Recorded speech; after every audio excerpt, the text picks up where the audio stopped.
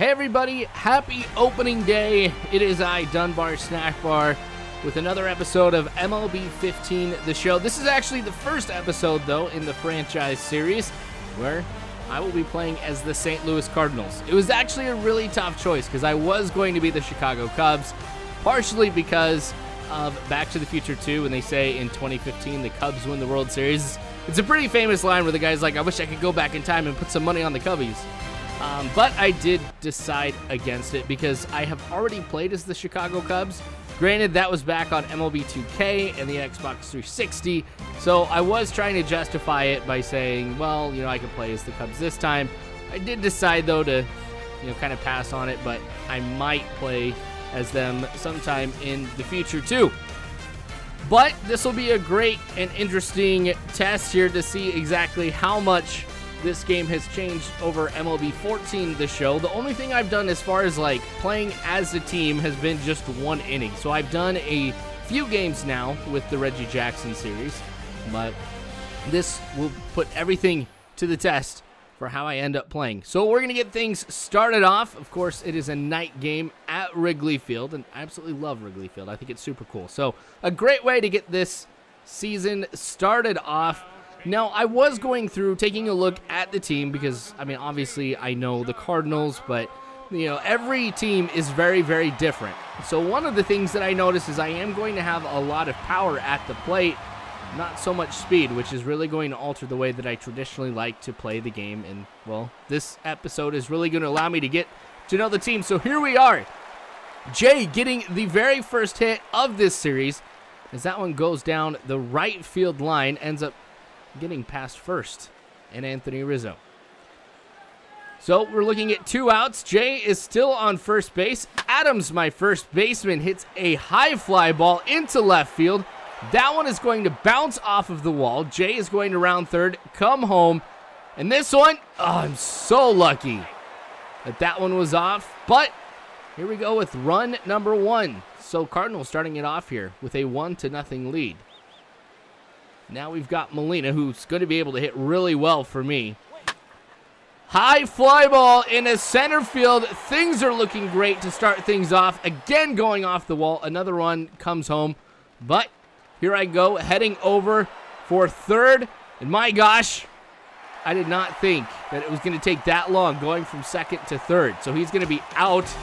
And this is what I'm talking about, trying to get to know the team because, I haven't, printed off stats for everybody and whatnot. But here's the first hit that I've given up. Obviously, the first couple games of any series is always the toughest as you become acclimated to the tendencies that your team has, and you start to get to know the attributes of each individual person, and you kind of know what can you do, what can't you do. But I'm hoping Wainwright's going to be able to do a lot of good for me at the plate. I am excited about the starting rotation that I have too. Per tradition, I do like to go through the free agency and kind of see who's available. And this time, I don't think there's really too many pitchers that I would want to pick up. The only pitcher I might get is Jabba Chamberlain because he actually graduated from a high school across town, and I played against him too when I was a kid. So I thought that'd be kind of cool, and it would give me a little bit of a boost to the bullpen, which does seem to have a few problems for me. Similarly, too, I was looking to see what I could do as far as position players. Everett Cabrera is available, which would mean I'd have to get rid of Johnny Peralta, but I did find out I could trade Johnny Peralta to the Oakland Athletics for Coco Crisp, which would help me out in center field. But the thing is I don't know, it's always tough for me deciding how much I want to go ahead and alter a team from how they actually are set up in real life. Speaking of Johnny Peralta, this one going down the left field line, not going to rattle around in the corner, but that's going to end up being a single.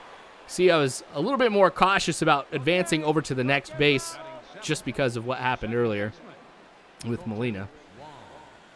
So we're looking pretty good right now. No outs. I am kind of worried, though, about hitting into a double play. So I'm going to go ahead and lay down the bunt. That's going to get Peralta over to second. And, man, I almost made it by a half step. That one was really close. That would have been cool, too. All right. So, John Lester has kind of been struggling for the Cubs here. But here's Jason Hayward, and those of you who were around during the Atlanta Braves franchise know I was able to do a lot of good with him, and already seeing some more right here. So, 1 run's coming home. I'm going to try and get Hayward on over to third. I do know he has some speed, so I felt completely fine with that. I think that is one of the nice things, though, about this, about this particular series here, is I do have some of the players down as far as what I know they can and cannot do. Gosh, Wainwright with a pretty good hit. So that's going to allow me to tag up and come home with Hayward. And a couple innings in, we're already up here. I think 4-0 now.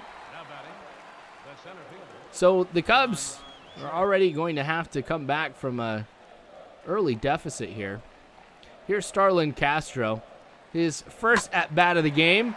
That one's going to get past Peralta. Now, I do know Johnny Peralta can hit pretty well. You look at his stats from last season, and they are pretty impressive. But, I don't know. I'd like somebody a lot quicker on this team.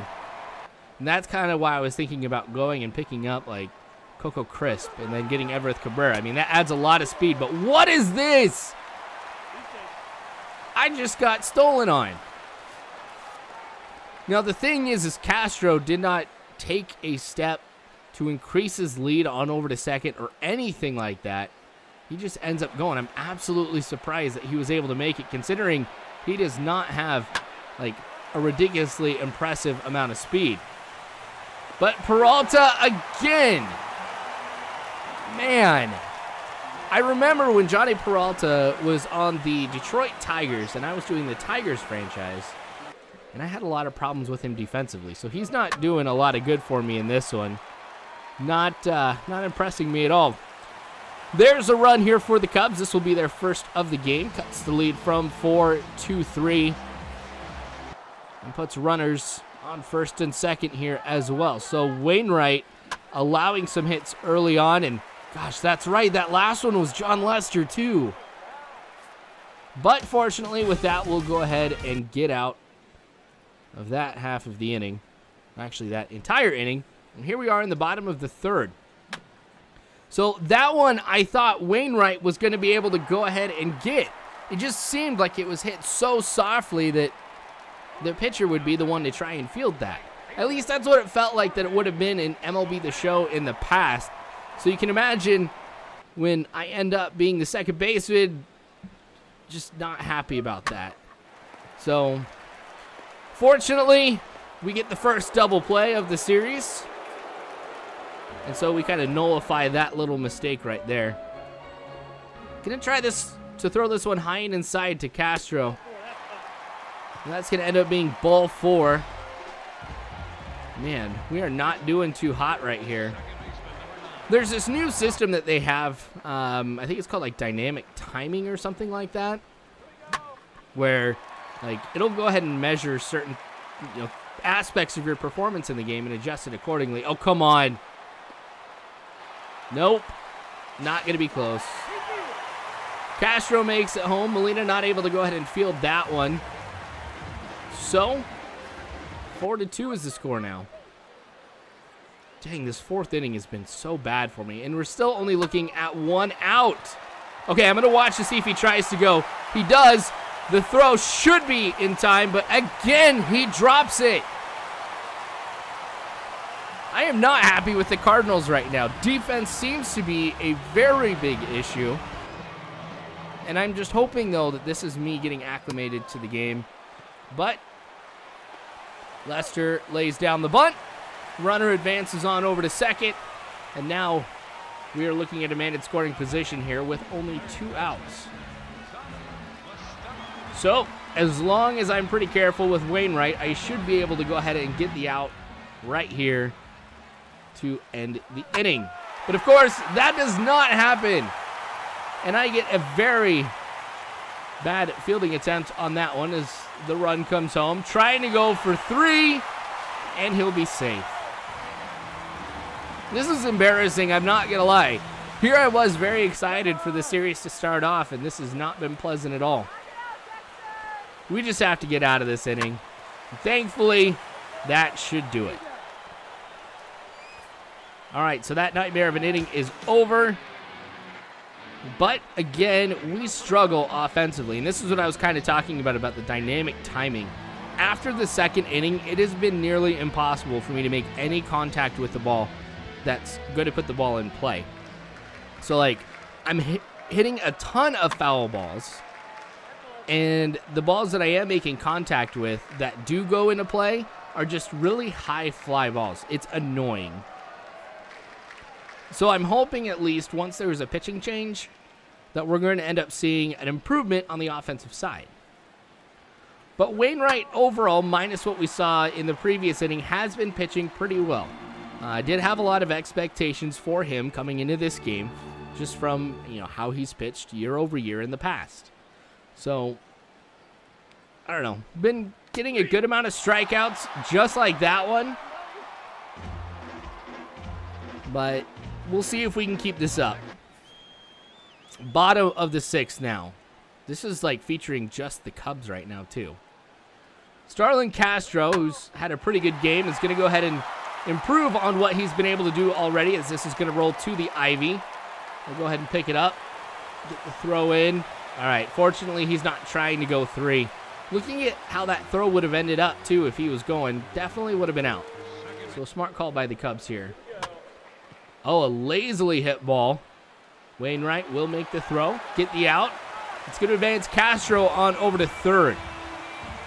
So I really have to be careful, but fortunately, John Lester is coming up next. So anytime, of course, you're going up against the pitcher, things are going to go pretty well for you. But they decide to go with a pinch hitter. Unfortunately for me, we're looking at the final out of that inning. So Castro, despite getting a good number of hits, still won't score right there. Now, because they went ahead and brought in a pinch hitter, Blake Parker will be coming in for relief for the Cubs and John Lester. So Lester will be coming out of this here with the no decision, as will Wainwright probably. But Hayward with a good hit in a right field. That will put him on first. And as I mentioned earlier, I do know that Jason Hayward does have a fair amount of speed. Usually I'm hovering around the 75 range to see whether or not I want to steal with somebody. You see I've taken that step on over to increase my lead. There I go. And despite the throw being somewhat on target, Hayward is safe. So I've gotten a lot of firsts in this one. I don't think I have a first home run yet. But I've got my first double play, first strikeout, first hit, first extra base hit, first stolen base. Got a little bit more to do. All right. So we're going to be going to the bullpen too. We're going to bring in Jaime Garcia. So I had him warming up actually in the 5th inning. And thought I'd bring him in here in the 7th. Because if things don't go well, I would like to be able to have a pitcher who does have some stamina and some longevity. It can go into some of the deeper innings here if necessary. Unfortunately, though, he gives up that hit early on. So, of course, I start to get to know the team a little bit more. I, of course, need to know the bullpen, their strengths and weaknesses. And a 4-6-3 double play right there. So even though I give up the hit, come back, get the double play. And Dexter Fowler is not somebody who is easy to get out. So that was just a well-executed double play. Bottom of the 8th still has basically been all Cubs here in the middle and later parts of the game. Minus that Jason Hayward steal, I don't think I've been able to showcase anything that we have done offensively. It's basically been defense at this point. All right, going to try and go for a double play yet again. Peralta with a pretty good scoop. And the throw on over to first for the out. So back-to-back innings and back-to-back double plays. So Garcia's doing pretty good. I mean, even when you take a look at the hits that he's given up, it's still, I mean, they haven't been, like, too terrible at all. All right, Starlin Castro yet again here in the 8th inning. So we don't have too much time to be able to go ahead and try and score some runs and to be able to get the lead back. The thing, of course, here, too, since I am the away team, there's always the opportunity for the Cubs to be able to come away with like a walk-off or something like that here in the 9th if I don't go ahead and like give them a run right here, of course. So this could turn into a very exciting game. Castro fouls that one off. I think he's still batting 100 in this, or maybe one at bat ended up with an out. I can't remember. But man, that curveball goes for ball number 1. Garcia does have a good selection of pitches. And there we go, striking him out with a fastball inside. He's not happy about it either. All right, top of the 9th. Here's Adams. Not the best first baseman you're going to find in the major leagues. I'm hoping, though, he'll be able to showcase some power. But when I think about what happened last year with the Oakland Athletics and Yoenis Cespedes, it's kind of a disappointment. So I can't always be relying that a certain player is going to go ahead and live up to their standards and do what they can do in real life, too. So I had been shopping around maybe for a first baseman, but again, it all depends on how much I want to do as far as changing the team.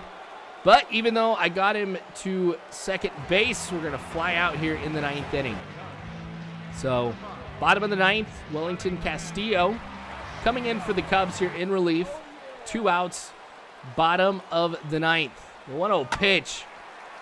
And that one's going to go ahead and get thrown on over to first. So we're going, unfortunately, into extra innings. So as far as excitement goes, dang, this is a great way to actually start off this series. Neil Ramirez coming in now for the Cubs here in the top of the 10th. Now I've gone ahead and made a few changes to my lineup here. But this one hit well into the gap in left center. Going to go ahead and round first. Head on over for second.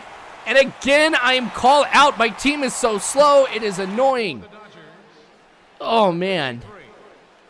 There are so many what-ifs that have already occurred in this game.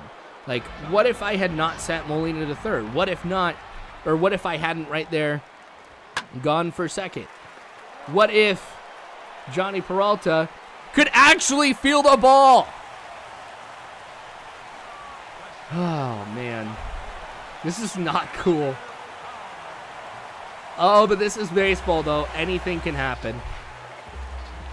Now, runner on first, Dexter Fowler comes up with no outs at all. I am anticipating them to try and swing. I was not expecting that to take place, but get the tag on Fowler. So runner advances on over for second. All right, gonna try and throw the changeup here. Gonna round third, come home, the throw to home, way off. And the Cubs are gonna win this one with a walk-off in the 10th. I guess if I'm gonna lose, it's gonna be cool like this one here in the opener. So congratulations to the Cubs. I'm still gonna try and see if I can get revenge here at the end of the series. But anyway, thanks for watching, you guys. I sure do appreciate it. Of course, more of this to come later on, so make sure you subscribe if you have not already. You can follow me on Facebook, Twitter, all that great jazz. But you guys are phenomenal people. You really are. Thank you again, you guys. And as always, I hope you have a good one.